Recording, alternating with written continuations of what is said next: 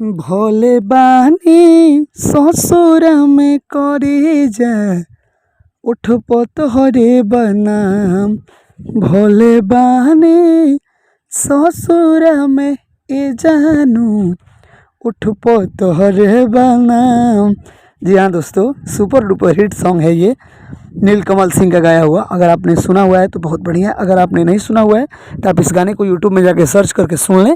Super duper hit song है, 7.5 million गाना गया है व्यूज़। तो इस गाने को आप सुने। इसी गाने पे मैं लिखा हुआ सॉन्ग लेकर आया हूँ। ऑर्केस्ट्रा सॉन्ग बहुत ही धांसू मैटर है, नया मैटर है। चलिए आपको लिखा हुआ अपना गाना सुनाता हूँ। तो मेरा लिखा हुआ गाना है, अरे छोड़ी के मरद रहता बहारा सधे जवानी न मोर। अरे छोड़ी के मरद रहता बहारा सधे जवानी न मोर। डर लागे देवारा से ये सखी भइल बाटे चोली चोर। डर लागे देवारा से ये सखी भइल बाटे चोली चोर। ये मुखड़ा हो गया। चलिए गाना का पहला अंतरा सुन लेते हैं। अरे घरवा में आवेला हमके सतावेला, कवनो बहाना कके देह में देह सटावेला, देह में देह सटावेला। घरवा में आवेला हमके सतावेला, कवनो बहाना कके देह में देह सटावेला।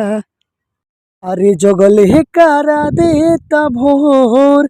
डर लागे देवरा से ये सखी भइल बाटे चोली चोर।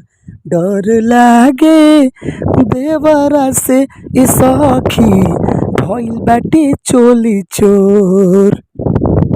तो चलिए गाना का दूसरा अंतरा सुन लेते हैं। दूसरा अंतरा है, फेरा में बपरल चाहे हमके धरल, कवनो बहाना से चाहेला खेला करल, चाहेला खेला करल। अरे फेरा में बपरल चाहेला हमके धरल, कवनो बहाना से चाहेला खेला करल। अरे देता ईमान झक झोर।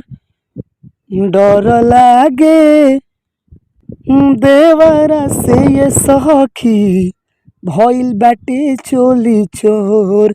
डर लागे देवरा से ये सखी भइल बाटे चोली चोर।